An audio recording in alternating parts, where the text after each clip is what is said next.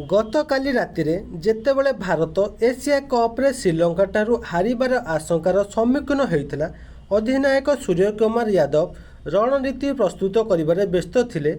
सही समय रे समस्त खेलाड़ी पड़ियारे टेंशन मध्य थिले, किंतु हार्दिक पांड्या पड़ियारू निकोज थिले। प्रथम ओभर बोलिंग करिबा परे हार्दिक केउंठाकू गले बोली समस्ते व्यस्त हेउथिले।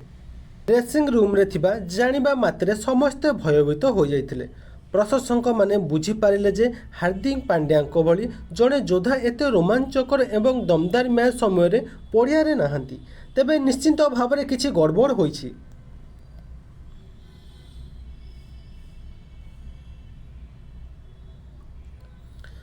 सुपर ओभर में मैच जीतिबा परे भारतीय अधिनायक सूर्य कुमार हार्दिक नाम नहीं कहिथिले, आज राति भल भावे सुस्थ हेबा, आमे वर्तमान फाइनल विषय रे चिंता करिबा उचित नुहे।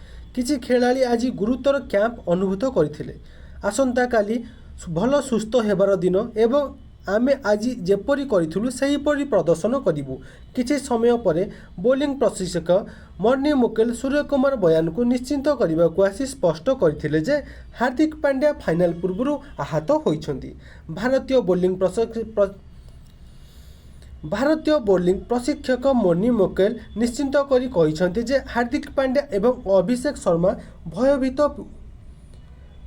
भारतीय बोलिंग प्रशिक्षक मर्नी मुकेल निश्चिंत भाव में कहिछन्ति हार्दिक पांड्या एवं अभिषेक शर्मा उभय पीड़ित। मर्नी मुकेल कहिछन्ति अभिषेक सुस्थ अछन्ति, किंतु आमे आज रातिरे एवं आसंता काली सकाळे कोनोसी निष्पत्ति नेबा पूर्व हार्दिक पांड्या सुस्थ हेबा निश्चिंत आमे जांच करिवु। जदि एही भली वीडियो डेली बेसिक आपण माने चाहुछन्ति चैनल को एबे ही सब्सक्राइब कर दियंतु। जय जगन्नाथ।